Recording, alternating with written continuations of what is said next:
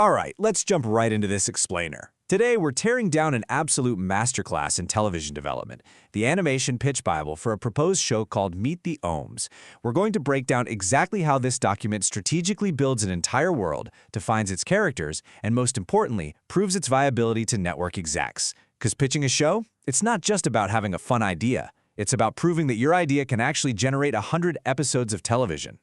Now take a look at this cover art. It immediately establishes the visual and emotional tone before you read a single word of the premise. It pulls you right into this warm, grounded suburban reality. But, a reality that looks like it's literally one bad idea away from a massive fire code violation. You've got extension cords everywhere, a glowing neon family crest, characters holding these modified sparking gadgets. It promises comedy, chaos, and a very specific family dynamic right out of the gate.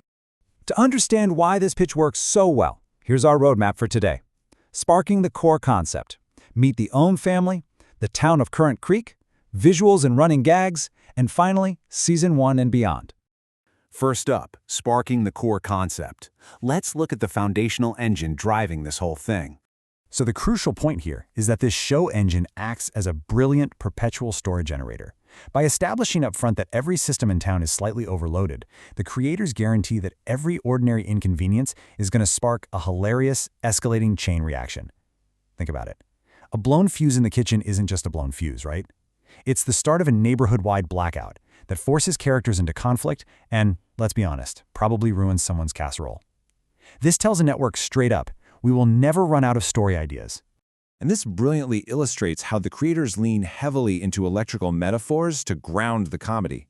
Adult animated comedies absolutely need a beating heart to survive multiple seasons, so by defining themes like family as a power grid and love under pressure, the pitch grounds all that absurdity with genuine, emotionally honest stakes. It's not just about things exploding. It's really about how this family stays connected when all the circuits are blown. Moving on to part 2, meet the Ohm family. Let's get into the emotional core of the series. Characters are the true voltage of any sitcom, right?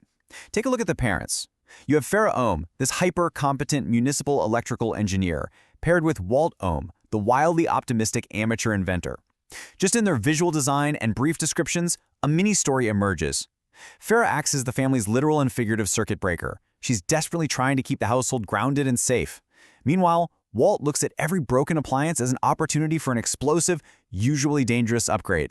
I mean, the conflict practically writes itself. Then we've got the kids. Tess Ohm is the 17-year-old sardonic creative menace, standing right next to her 11-year-old brother Milo, a gadget-loving genius who thinks consequences are strictly a later problem.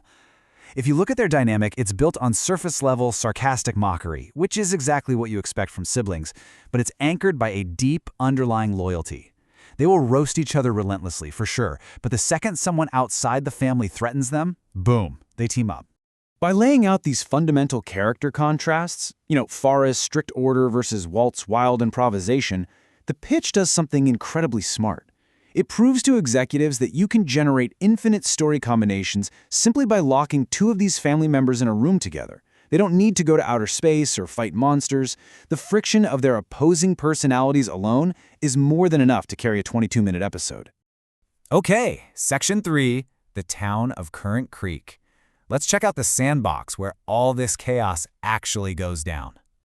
A family needs a world to bounce off of. And just observe how the town of Currant Creek is intricately designed. This map shows a suburban utility town where literally everything is interconnected. The power company, the local high school drama, the burger joint, the homeowners association, they all share the exact same overloaded circuit. This geographical closeness means that a mistake Walt makes in his garage can directly cause a massive political headache for Farrah over at Current Utilities.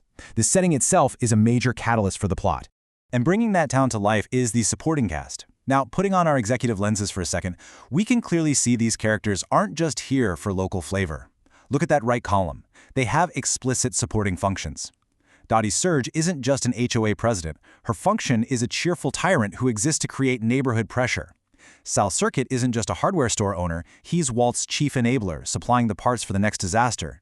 Every single supporting character is reverse engineered to create social friction and town-wide disasters for the Ohms to deal with. Which brings us to Section 4, visuals and running gags. Let's look at the show's comedic fingerprint.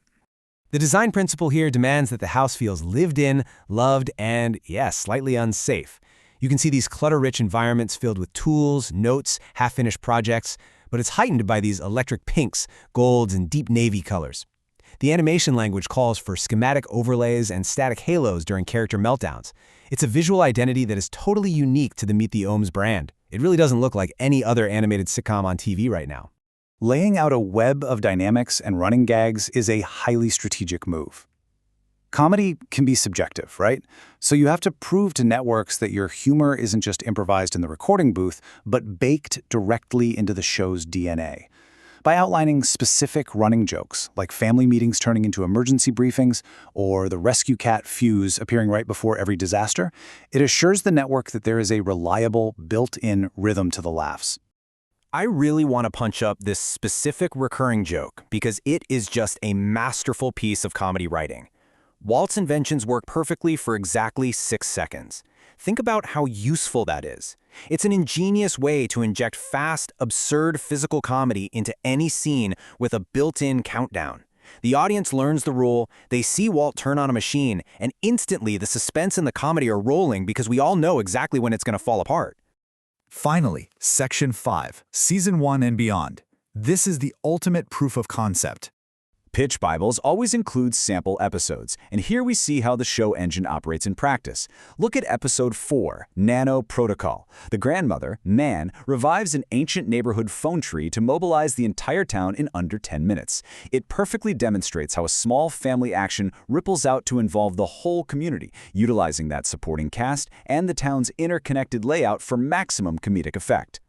But a season needs an arc. By mapping out these Season 1 character arcs, like Farrah wrestling with a promotion that pulls her away from home, or Tess discovering that actually caring is more powerful than her cynical detachment, the pitch shows that the series balances its big joke density with real emotional stakes. The characters are going to grow, which gives the audience a real reason to keep coming back week after week. As we review this reverse-engineered checklist provided at the end of the pitch, realize that this is the final, undeniable argument meant to seal the deal with the network execs.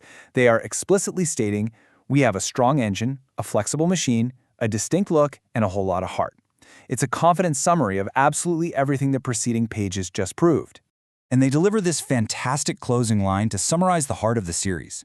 Meet the Ohms is a sitcom about overload, love, and learning how not to blow the fuse. A perfect pitch doesn't just leave you with logistics, it leaves a lasting emotional resonance.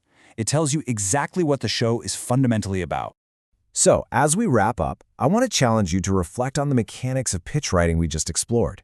Think about the structure, the visual storytelling, the careful balancing of character flaws. Based on all of this, does this pitch Bible have enough spark to convince you to greenlight the series? Hopefully this explainer leaves you hooked on the art of television development and has you looking at your favorite animated shows through a brand new, highly charged lens. Catch you next time.